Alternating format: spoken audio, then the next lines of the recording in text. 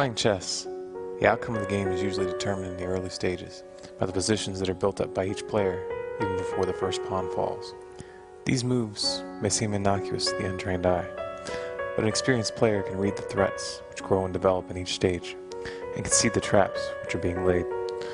Right now, the nations of the world are organizing and positioning themselves financially, diplomatically, and militarily for a struggle which will alter the global power structure irrevocably. It would be impossible to understand the economic collapse which is slowly unfolding and the Great War which will almost certainly follow without taking into account the stakes of this global chess game.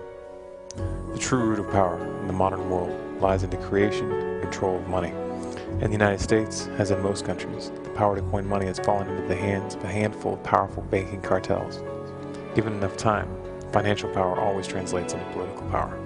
This concept can be summed up by the infamous words of Mayor Rothschild, who said, "Give me control of a nation's money supply, and I care not who makes its laws."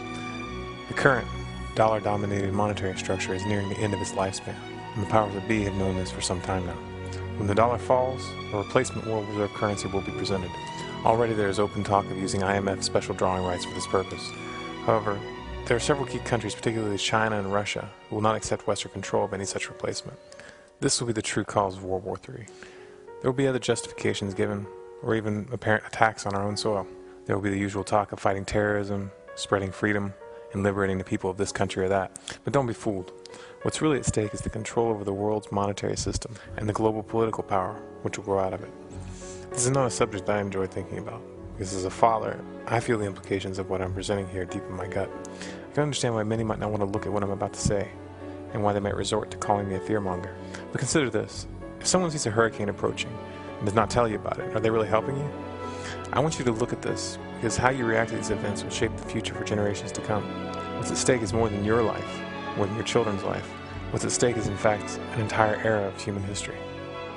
The primary psychological tool used to herd the masses in the modern age is the Hegelian dialectic, or in layman's terms, problem, reaction, solution. A problem is created or allowed to develop intentionally, the population reacts, demanding a solution, and then those who created the problem present a solution to the problem.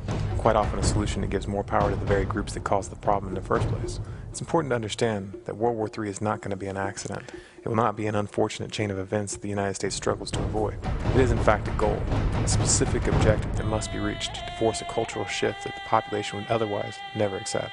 It's only from this context that the events unfolding in the world right now make any sense at all. China and Russia see this coming. Korea and Iran see this coming. This is why these countries are currently in the process of completely revamping their militaries and moving their international trade off of the dollar. This is also why the American people were tricked, under the pretense of 9/11, into invading Iraq and Afghanistan. This is why Obama, or more accurately those who control Obama, have not and will not end our presence in the Middle East. They'll delay, they'll move troops from one country to the next, but they will not withdraw. Because in times of war, resources are taken by the barrel of the gun, and it is the control of key resources, such as oil, which ultimately determine the outcome of most wars. Whoever is able to maintain control of the primary oil fields of the world will have the most political leverage and the best capacity to wage conventional warfare. However, if World War III does break out, the chances that it will be restrained to conventional warfare are slim to none. Unless we radically change course right now, a nuclear war is baked in the cake. This is why when I talk about the great collapse that's coming, I show buildings in ruins and describe the total end of our way of life.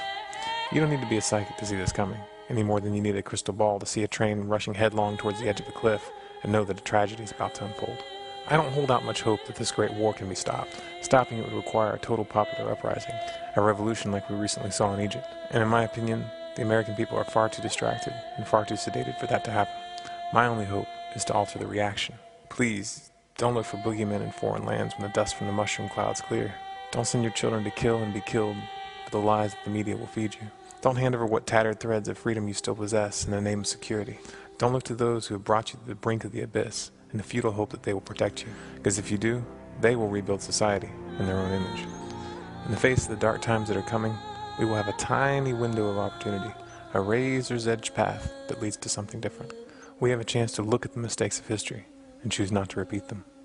But what you need to understand is that a positive outcome is not guaranteed, and how those events unfold will depend on what we do right now.